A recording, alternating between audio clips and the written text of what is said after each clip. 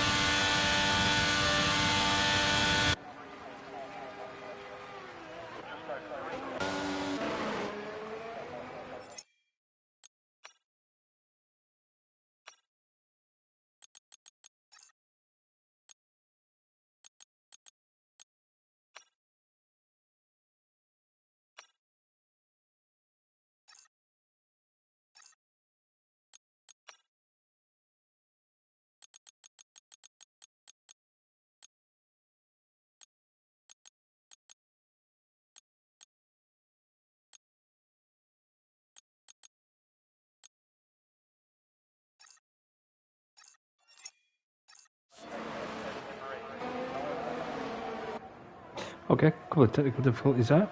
We're now live. It's all Pedro in the Haas, who currently sits the fastest lap. Package in the Alpine currently in second, returns after missing last week's race. Ross, the race winner in the Haas, following up his performance last week with a very strong performance so far qualified, even though he's a full second behind the man on pole position. Shifter, it's been an out lap. Phantom Nug, if he's doing a hot lap, he'll be quickly looking to change his tyres, refuel and get back out there to try and claim a pole position, the current championship leader. And the team at championship's literally split by, well, a couple of thousands. So he's coming sixth at the well. I wonder if they're going to tow each other. We have Duncan, the lone Aston Martin once again this weekend, as Ham hasn't woke up in time. Oblivion, 9th in the Red Bull. Kenda, once again subsidising in the AlphaTauri. Trico Perez had a challenging race last weekend in Miami, but they managed to rebuild the car, and he's hoping to avoid the Alfa Romeos this week, just as they will be hoping to avoid him. Moe, well, the gear, no idea. The second of the Mercedes, the more slow of the two Mercedes, truth be told, and he's also got a lot of equipment and doesn't know how to use it, and he's come out behind Oblivion, who's on a hot lap, so we're hoping he will get out of the way once it comes around to do his own lap. So the track looks rather clear for Oblivion. Well, he actually is going to come up behind Dill in the Alfa Romeo, who we were hoping to get out of the way if Dill is indeed on an outlap, which he is. He'll be warming the tyres up, so we'll get bogged with Oblivion, who goes 2 tenths slower in the second sector. So he's looking to improve his lap time here, but he might did a little kiss with the fireworks wall. Here the castle section.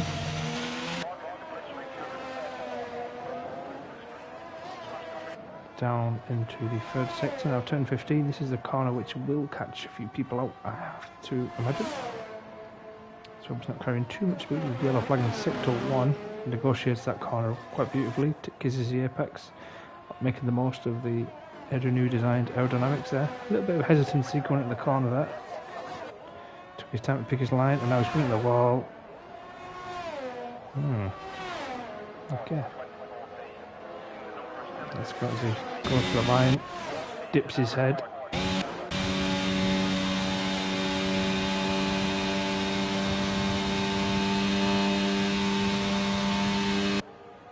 Doesn't improve. Okay, who else is on our hot lap? So we got the two Ferraris, as assumed or projected by myself. They're going to tow each other around this shit show of a circuit. Sorry, circuit. Shift that. Cutting in a fast lap as well. Cutting in P4. Well, Ross hasn't come out, so Ross is quite comfortable with his lap time. One would assume. 1:41.6. I'll just take a sip of my tea. Okay. So he's 8 tenths up, so shift there's going to go quicker here. The quicker and more balanced cars of the two Red Bulls, one would assume. Gone purple in the second sector as he dives for the line. Where is he going to end up? Ooh, suspense. Suspense.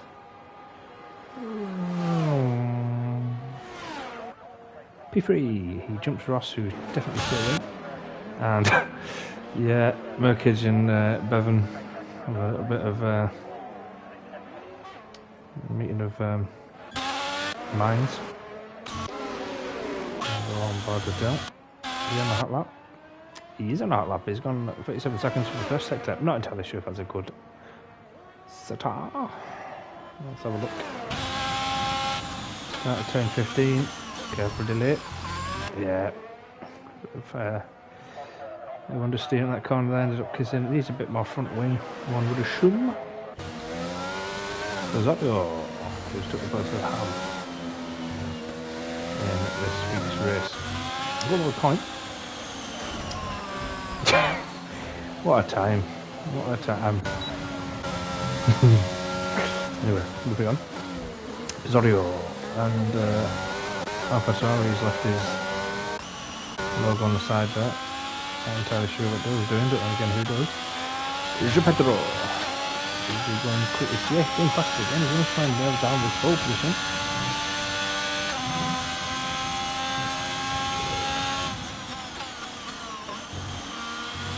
Oh, expertly negotiated turn 15 there. That's enough room for a cigarette paper between his car and the wall. Apex to apex, ride the camber. Could be a quicker lap than this provisional pole position. Here we go to the line now. I will try and keep an eye on the Ferraris. Just going through the castle section. Have a look on the map. And he goes even quicker, 1:40.3. 7 tenths ahead of the nearest challenger. And let's have a look at what Phantom Hook can do. No, I think we're time to do a lap. I believe he's already done a lap.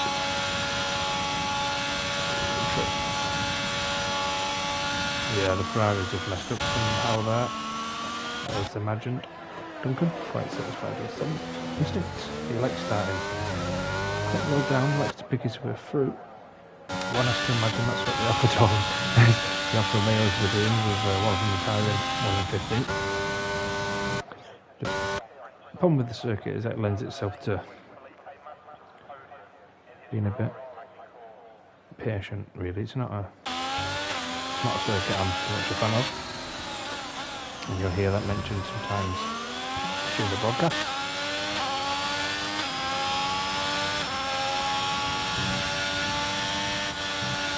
Okay, so qualifying piece the over, so we'll run through the grid ahead of this Italy race in the Mayhem F1 Luggage in the Alpine with his lovely pink gloves. I'm not out of time. Sorry, a bit late. See you then. Ladies and gentlemen, my viewers, things beyond my control, but I'm here now. So, run through the grid. So, João in the Haas in pole position alongside is the Alpine of Mugic, who returns after missing last week. Shift their two-face in the Red Bull in third. Ross, last week's race winner in the Haas in fourth. Phantom Nook in the Ferrari duo with Jamsed in sixth. Duggan in seventh. Ed Charlie in eighth. Ninth, Instinct in the Williams. Oblivion 10th in the Red Bull. Kenda in the AlphaTauri once again. Bevan in the McLaren in 12th. 13th place is Moe in the Mercedes. Chico Perez in 14th place, and that is your top 14 going into today's Azerbaijan Grand Prix.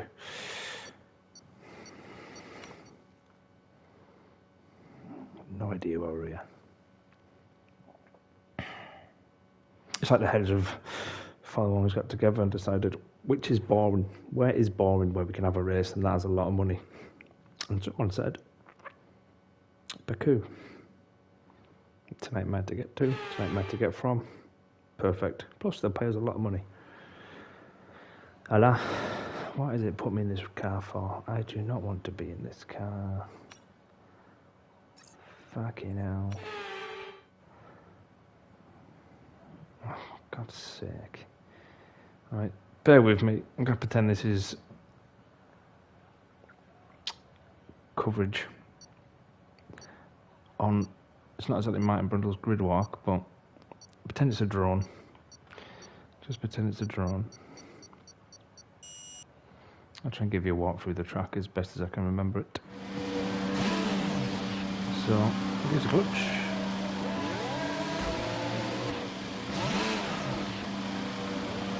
Launch map is good, but we need to learn the gears, so go into each one when you can. We're going to need some work on the brakes. Okay, so it's a short drive towards turn 1, which is a bit of a shame really, because it's quite a long straight, and the entertainment doesn't really come from the start of this race. It's also in the back of this corner. It's a 90-degree corner, as you can see.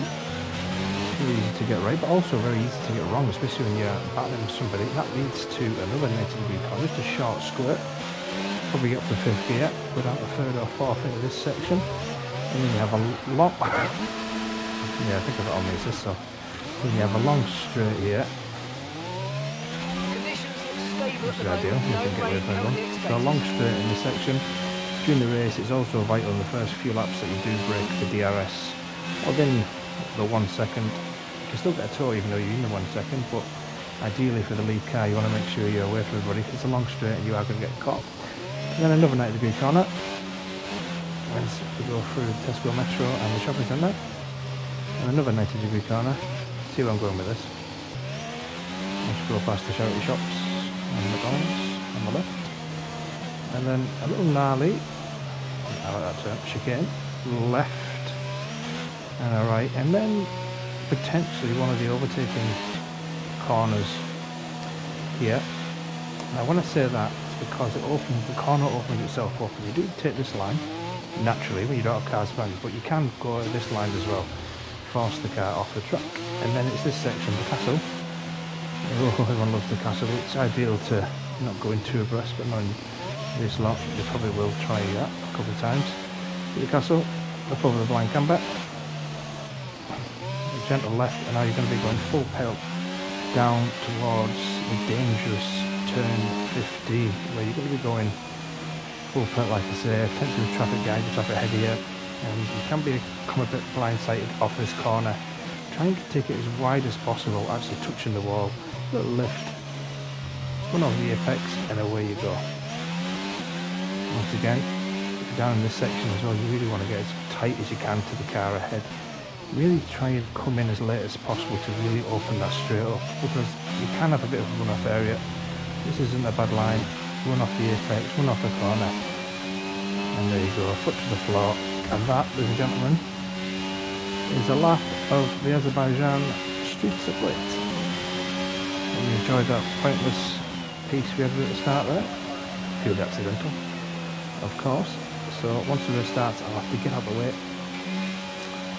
and then I will start the broadcast.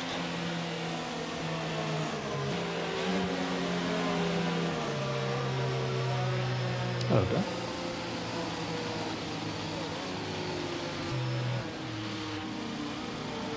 I like this very good spot. will go into mine.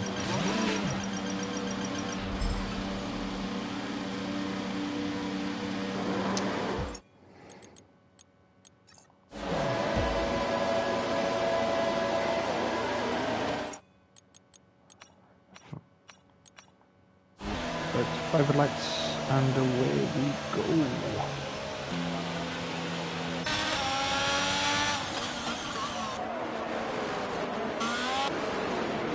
And it's race leader. Jump into. Oh my god! Look at that!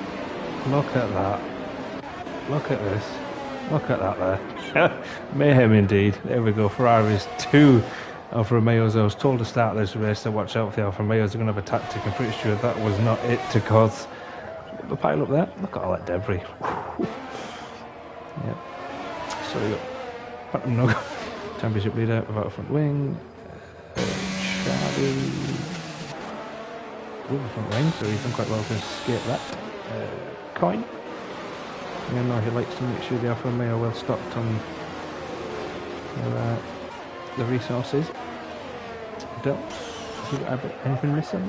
Plate damage? Ooh, not at all. Not with Dylan. Oh my lord! And there goes Kieran. Spectacular exit there. Got on the throttle a bit too soon. Chico Perez looks to have avoided any carnage. Pizzolico in Ham's gap, not as fortunate. Opinion, the ball seems to have avoided it as well. Instinct managed to thread through the needle as he manages to kick his through to ninth place. Duncan, I think he lost about 10 laps today. But the last thing to say, really, isn't it? Molly, the second Mercedes in 7th. In the final, see any of the leaders, if any damage there. I think they generally got away quite well. So Joe Pedro, who did get a fantastic start as we saw. Unfortunately, he was pegged back by the safety car. Package, Alpine, 72 face in the road. Ross, last winner in the half. Let's see how many drivers come into the pits. Went a bit too hot. It should have been on the line to come at the pit stop. That's my opinion. Duncan's also at the pits. Duncan as he drove through the road. There also is an instinct, so I wonder if they're going to put the hards on, because I didn't really see if there's any damage at all, to be honest with you. It looks like the hards have been put on by Moy. Pizzolico limping to the pits. Poor lad. Moy, he's got the hards on.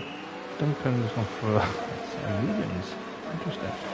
Instinct to put hards on. I think the hards can't actually go the distance in this race. It's just a case of being able to pick your way through, because I do imagine there would be another safety car. So going at the hards at this point of the race is not a bad option. As we Pizzolico get a front wing and he'll go onto the hard. They look like they've been used already. A bit of wear on them, but what do I know? And a nice clean sheen pair of tyres going to Ferrari.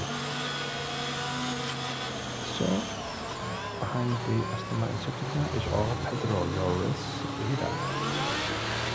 2 laps of the official amount, 26 have gone. 1 retirement so far, that is Keenan and Williams. I think Pedro could be a disqualification there if that's a friction the safety car. He's a little bit eager to get close to it. If he have a good gap behind him, he does the right thing. The safety car get away. Package is Alpine. Two first, impressive qualifying from him. New face to the grid, I believe, as well. So let's see how we can do. Not warming his tyres up. Doesn't need to at this point. I believe there's going to be another lap. Ross. Last week's this one.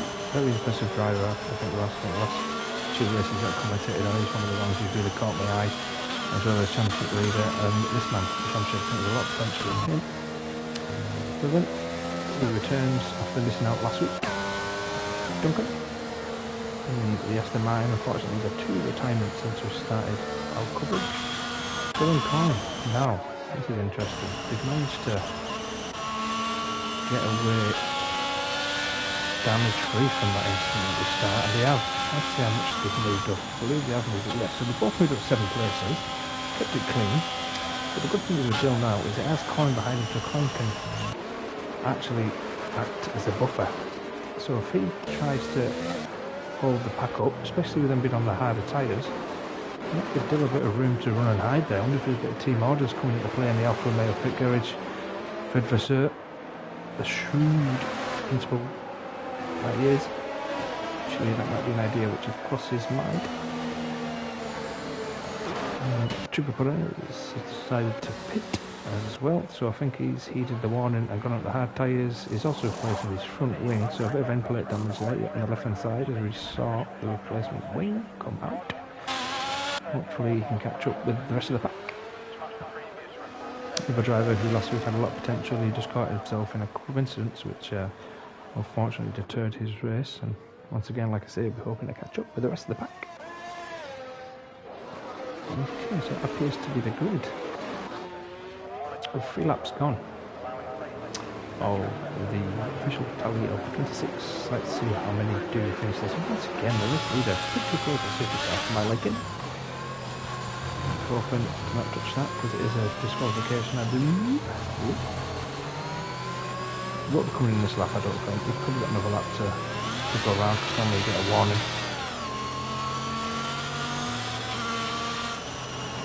Make sure there's heat in those tyres. And I do hope we don't get a start like last week where people necessarily hold the rest of the pack up behind the safety car. There really is no need to do that. People just end up damaging the wings or with end plates. It does take away the fact that it's a spectacle for people to enjoy. We won't go close with wheel racing. Nothing stupid being done. Granted what happened at the start, but that's beyond our control.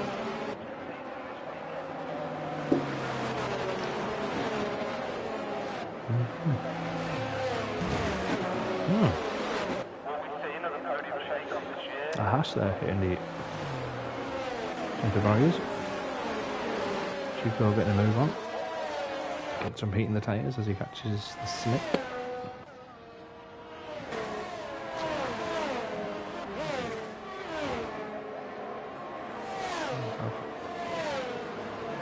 Pedro, the rest leader.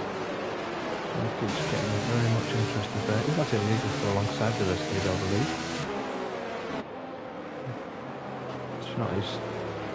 It's not at his discretion the pace of the race leader behind the safety car.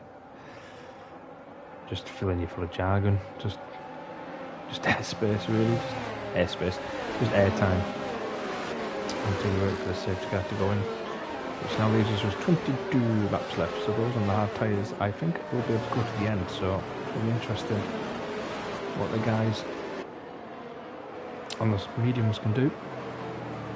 Nobody's on the softs, I believe. I believe you're on the softs. Good luck with that, son. Okay, position changed. 6 places, kept it clean at the start. They managed to escape, as did the 2 Alfa Romeos. We all know about these two.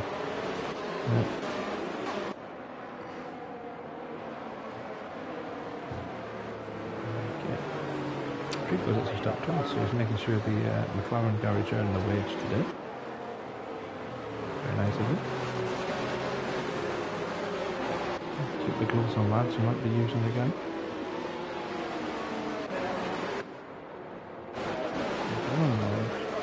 The gap behind him. I think Duncan's been a bit cautious. I'm still waiting for the safety car.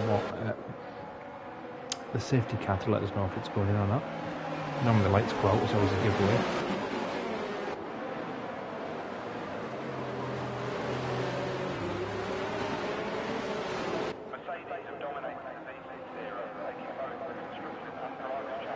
So, safety car is in, but it has come in very late, so while Pedro is going to try and back the pack, at least to give himself the best advantage he can.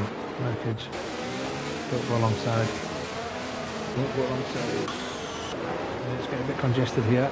It's not going anything stupid. Especially Jamshed's trying to be the opportunist alongside Ross. So once again we have 2 Hasses in the top 4, which has been a regular occurrence of this coverage started 2 weeks ago. Canada. And also Miami.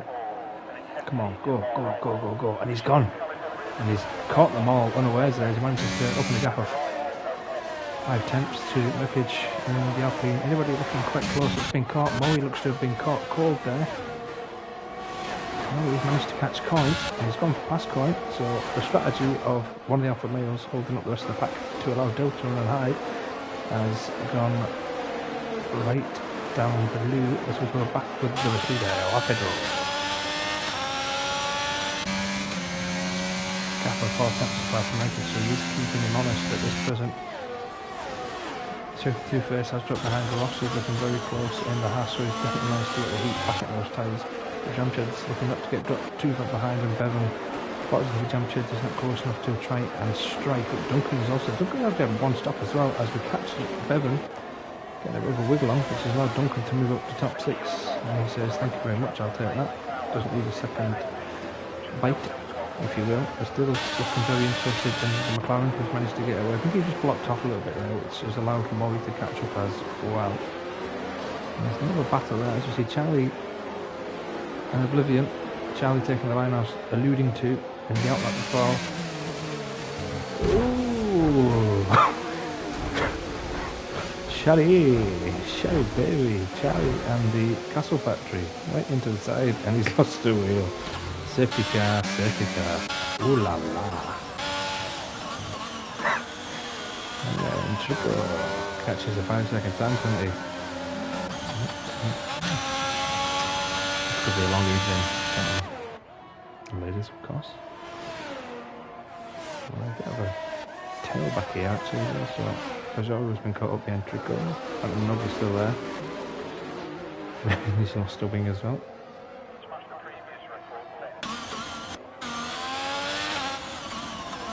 And Pedro decided to get rid of the medium, so this is interesting. He's pitting at this point of the race. I'm surprised they're choosing now to pit. Only 6 laps in. Tyres are still really fresh, they've not really done a full lap as of yet, so unfortunately the Hasses have decided to stack, so interesting. They've definitely made the race more entertaining as it goes on. Interesting. Shifter, True Faith, I thought I said shit first then, has decided to stay up on the mediums behind the safety car. And Ross has retired. What has happened there? That is a massive shame for. That's a massive shame for the grid and anybody in attendance who watches these races, because it's a fantastic races to watch. Obviously won last week, he's obviously not been too happy about the way they're stacked, which has potentially ruined any title challenge that he potentially had. But this has been great for Dylan and Jamsheds, the 2 Ferrari powered cars behind the Red Bull powertrains. Red Bull Moe made his stop early in the race. They want the hard. He's got the highest of the hard runners, I believe, so he's definitely making the strategy work. Coin, the head of Instinct, is also on the hards. Oblivion is also. Oh, he's on the softs. I did touch on him on the softs earlier on actually. What's happened to Duncan? Where's he gone? Has he pitted again? Something's appeared to have happened there. Oh my god, the rest. Well, Pedro's out. What has happened there? What has he done behind the safety car? Oh my lord.